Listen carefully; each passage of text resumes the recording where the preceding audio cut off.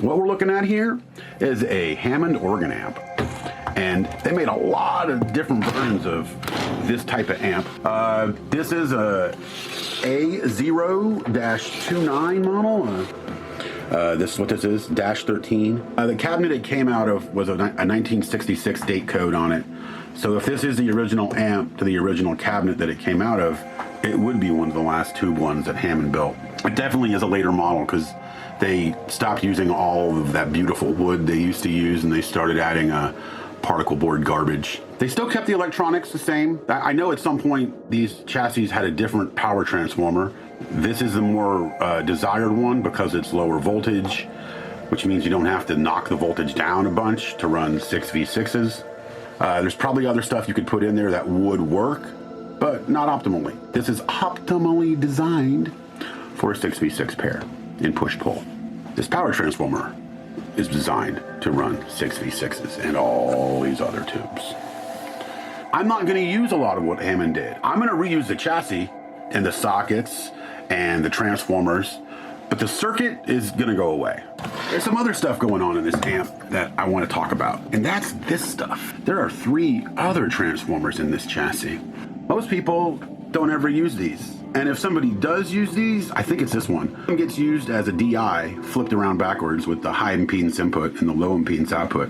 This one goes from low impedance to high impedance, and this is the first stage of the percussion circuit. Then that goes to a tube grid, and that amplifies, and then the amplification goes to this guy. This guy goes to a balanced 12AU7 running in push-pull, and that goes to this output. I have 2 center-tapped transformers here.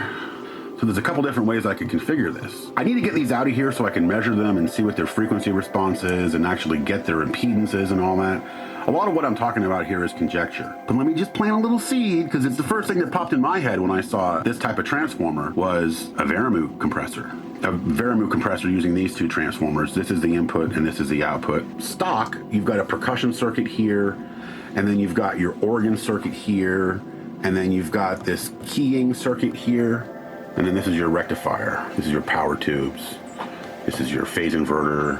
This is your main preamp, and then these are your other gain stages. These organs would combine 2, 3, 4 different signals together and then amplify them into multiple places. Whenever I redo something like this, I try to keep as much of the original as I can, not the circuit, but as much of the hardware. I like to rearrange the hardware in creative ways that would have been possible when the parts were new. I don't add anything like relays or modern tech. Going back to what I was talking about with the Verimut circuit, I want to build a simplified Verimut compressor using these 3 sockets. Those transformers and these sockets are not going to be used in the main amplifier. This will be the main amplifier. I'm going to probably run 2 6BA6 tubes, which are the evolution of the 6SK7 tubes, which is in the federal compressor. And then I want to run a 12AU7 to drive the output transformer, 6BA6, 6BA6, and 12AU7 tentatively. Okay, we're going to put that away for now. We'll come back to that. This is where the main amplifier will lie. We've got 2 7-pin sockets here. This is a 9-pin, this is a 9-pin, and then there's 2 octal sockets. And then over here, there's another 7-pin and then another octal. This will be for the rectifier, and we'll talk about that, but this is a little special surprise. We're gonna forget about that for right now though. This will be the power section, pair of 6v6s. They'll be cathode biased. They're gonna drive this output transformer. This will be driven by a phase inverter here. It'll be probably a 12AT7 because that's my favorite phase inverter tube. So 12AT7 here driving the push-pull 6v6s with a cathode bias. Here will be a 12AX7 because every guitar amp needs at least one, right? It's not a guitar amp without an AX7. This will be set up in one of my favorite circuits for guitars, which is the Fender Plexi style cathode follower circuit, where you have a 12AX7 feeding from its plate DC coupled directly to the input of a cathode follower on the other half of the 12AX7. That creates a clipping circuit essentially, which is the sound of rock and roll. If you've ever loved a Marshall amp or a certain Fender Bassmans, it's all because of this circuit. So this will feed the tone stack. This will get a preamplified signal input, and then this will feed, the cathode follower will feed a treble mid bass style tone stack. Now this is where it really gets fun. Here's where it takes its real deviation, is these 7-pin tubes. These will be my preamp tubes. But the working title for this thing is going to be the Holy Roller. This came out of a church. It was in a church organ that was in use for probably 40 years. And the reason I called it a roller is because if you know anything about tubes, people like to roll tubes. I'll put it in quotes. The word roll doesn't mean like this. It doesn't roll. It means swapping out tubes to get different sounds. If I had a collection of 12 different 6v6s, I could roll the tubes and say, okay, let me try this pair of smoked RCAs. Okay, let me try this pair of tongue saws. Okay, let me try a mismatch set with a little 70s coin bass with some old 40s fat brown bass, you know? And one of the things I like about cathode biasing is it makes the amp way more flexible as far as just literally sticking anything in here and having it work. My plan is here to be able to roll tubes too. Actually, you can roll tubes through all of these. These will be 6v6s that you can try endless versions of. This will be a AT7, which could be swapped out for an AX7 or an AU7 or an AV7 or BH7, whatever. This one with the 12AX7, you can roll different tubes in here. There's a DW and a WD where they reverse that. You know, you can experiment with all those different ones in here. That's the whole idea of it being the roller. I want to be able to roll different tubes into both of these slots. This is probably going to be a 6AS6. I know. 6AS6. Are you sure? Check. Make sure. You've never heard of that one, have you? If you've ever heard of this thing from a company called Thermionic Culture, they build a device called the Culture Vulture. It uses a EF86 feeding a 6AS6. Everything that happens in that circuit is really in that AS6. You can adjust the bias on it, and it essentially is adjustable distortion because you're changing the operating point.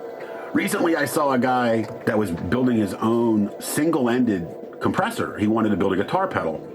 And just coincidentally, he happened to pick the AS6 as the tube of his choice because he figured out that that one tube could do the job of 3 tubes, essentially.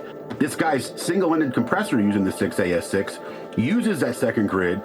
It rectifies the outcoming signal and sends a DC signal back in through there. You know, an audio signal would be AC, but this sends a DC control signal back in through that grid, and it acts as a compressor. I'm not as much of a scientist as I am an experimenter, and I like to build things out of collages where I take functional circuits that already work and then just kind of glue this part to that and that and that, and you know, eventually you get it to work. There's a million clean amps out there. There's a million ordinary amps out there. There's a million Fender-styled clones.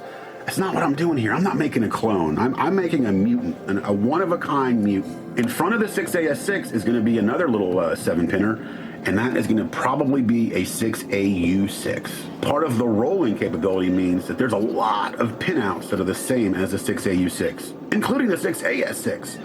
So I might be able to run double AS6s here, or a 6AK5, or a 6BA6, or which is going to be here, or any number of things. And again, it might not work correctly, but it will work, and it'll give you a different sound. Even the exact same tube type, different brands, even the same tube of the same brand of the same year might be a little different, or a lot different. These things are extremely variable. 6AU6 will be the main input for the whole amplifier, right? This is your primary preamp tube. And then put the Verimu compressor somewhere along the line. That's where we're going, folks. Tune in. This is stage 1. The next thing I need to do is start tearing this mofo apart, and that's what I'm doing right now.